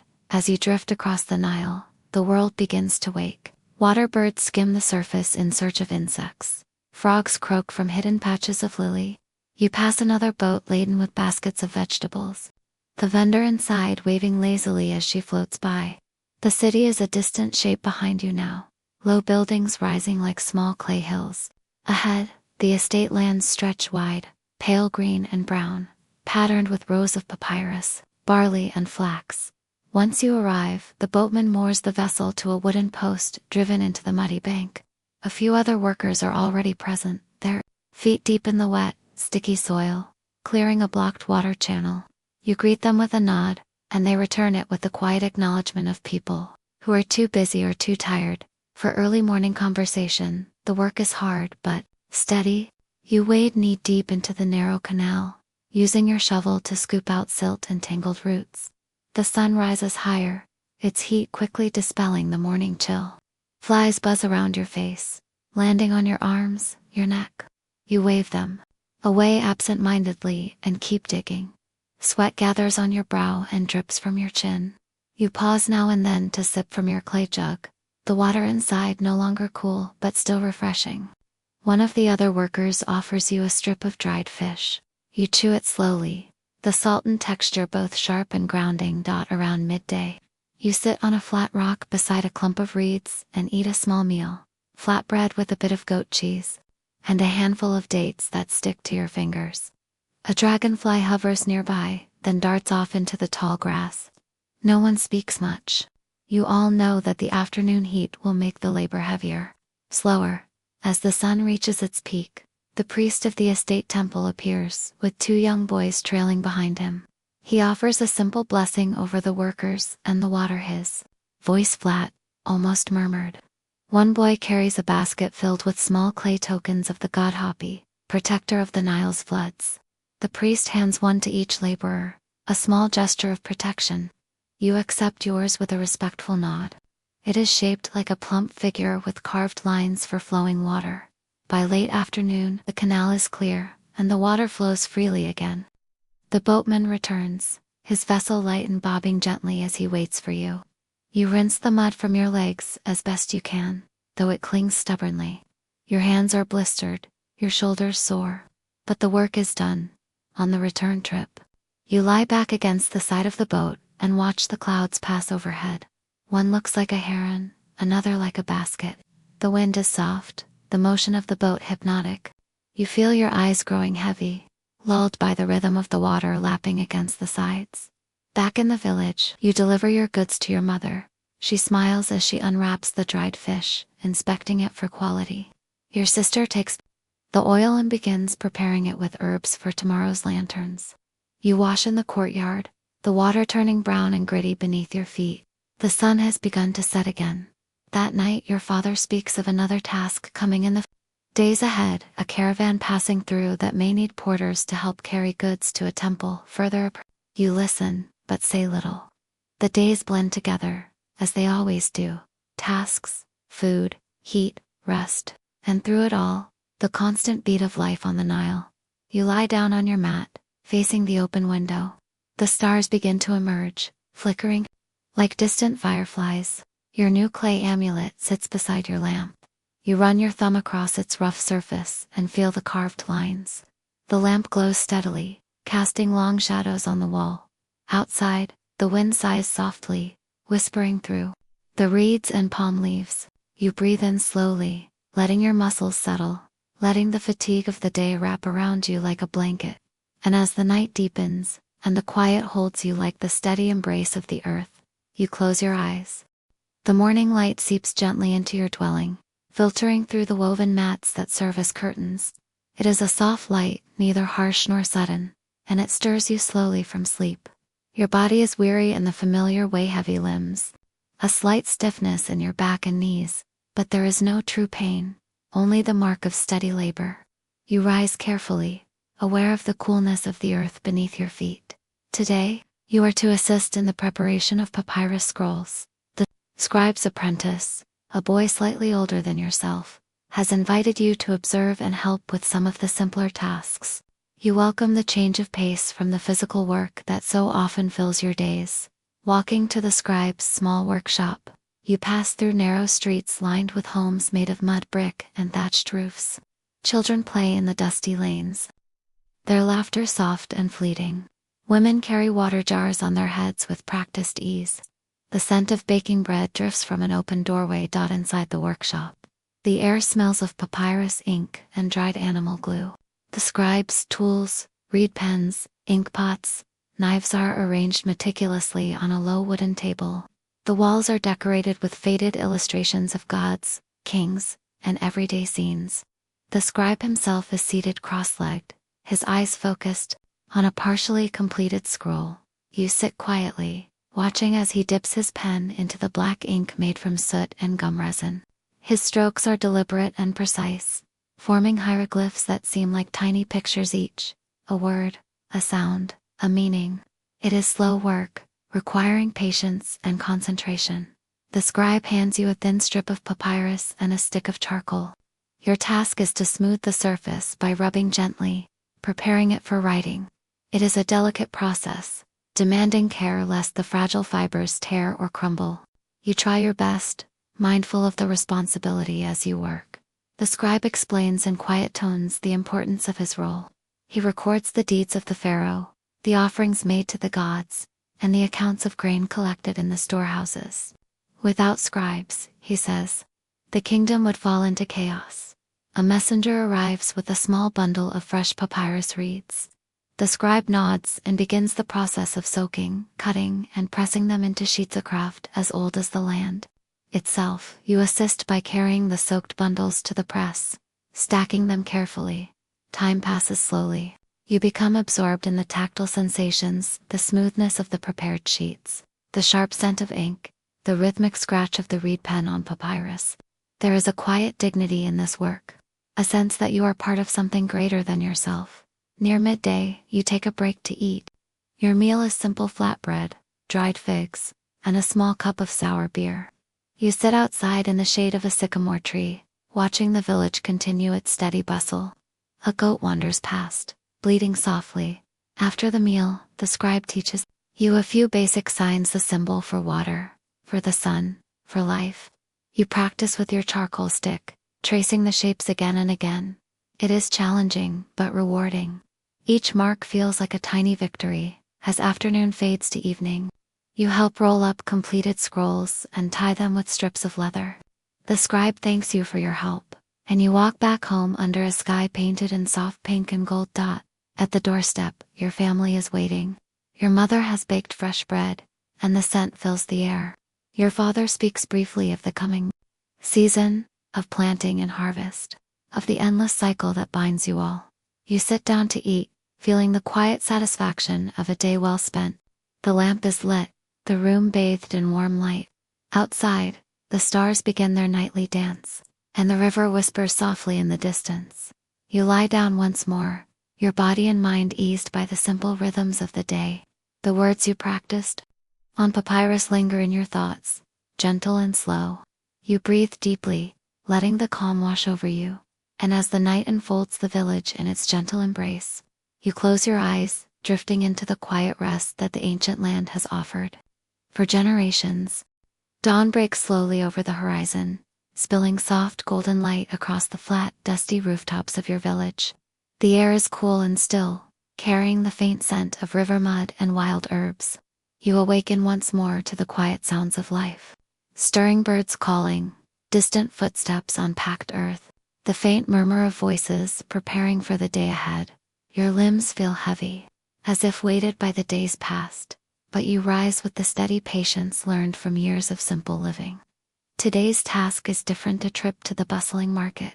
On the edge of the city, a place alive with color, noise, and unfamiliar scents. It is a rare chance to see the world beyond your small village. You gather your modest belongings, a small woven basket for carrying goods, a piece of cloth to wrap your purchases, and a flask of water. Your mother hands you a portion of dried fish and flatbread for the journey. She presses a soft kiss to your forehead, her eyes shadowed with worry and pride. The path to the market is dusty and uneven, winding along the banks of a smaller canal that feeds into the Nile. Along the way, you pass fields of barley and flax, their stalks swaying gently in the morning breeze.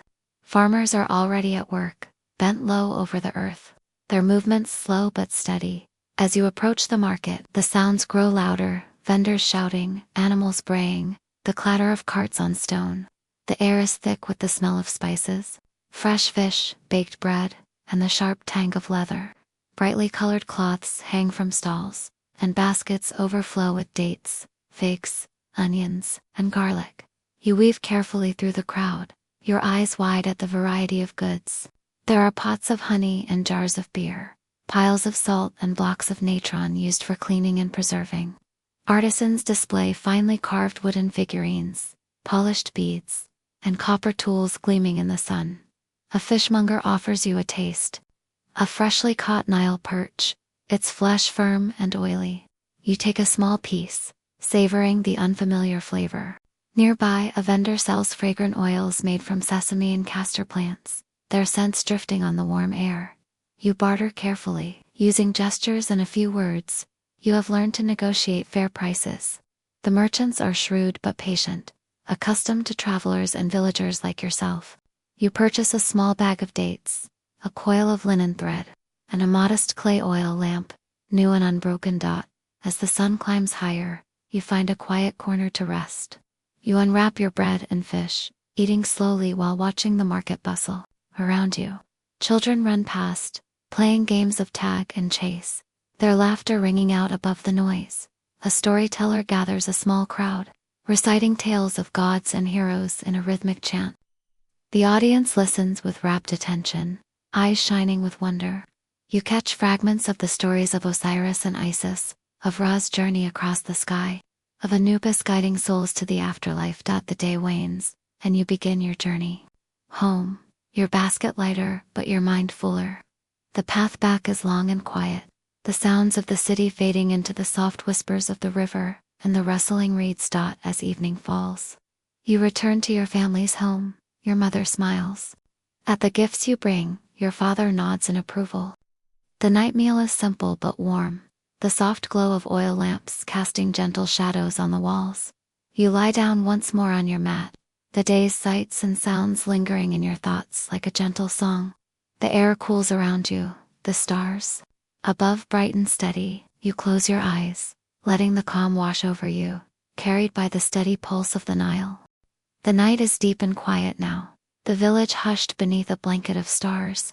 The only sounds are the distant rustling of palm leaves, and the steady murmur of the Nile as it flows endlessly toward the sea. Your breath is slow and even, your body finally sinking into the stillness after the long hours of the day. You lie on your simple woven mat, the cool earth beneath you, grounding and familiar. Around you, the walls of your home hold the scent of baked clay and dried herbs. The faint flicker of the oil lamp casts soft, dancing shadows that stretch and shrink with the gentle movement of the flame. Your thoughts drift like the river, steady, slow, unhurried. You remember the morning's tasks, the careful strokes of the scribe's pen, the sharp taste of fresh fish, the warmth of the sun on your skin, the laughter of children in the market. Each moment is a thread woven into the fabric of this ancient life. You think of the gods, their silent watchfulness, their stories carved in stone and painted on temple walls. You imagine the mighty pharaohs whose names echo through history, their lives entwined with the land and its people. Yet here you are, a simple soul among many, bound to the rhythms of sun and water, labor and rest. Your body aches in familiar places, a quiet reminder of the day's work. But there is comfort in this ache, proof of life lived in the presence of the Nile's eternal flow. You feel the weight of generations in your bones, the legacy of a land that has nurtured countless souls before you. As your eyes close, you surrender to the darkness, the steady beat of your heart syncing with the slow pulse of the earth. The night wraps around you like a soft cloak, and the world slips gently away. Sleep comes quietly, carrying you into dreams shaped by the sands, the river, and the endless sky. Thank you for journeying through this day in ancient Egypt. If you found this slow, detailed glimpse into the past calming or thought-provoking, please stay with us until the end of the video. Don't forget to share your thoughts and feelings in the comments. What surprised you, what touched you, or simply how you feel right now. Your reflections help keep history alive in the quiet moments when the world slows down.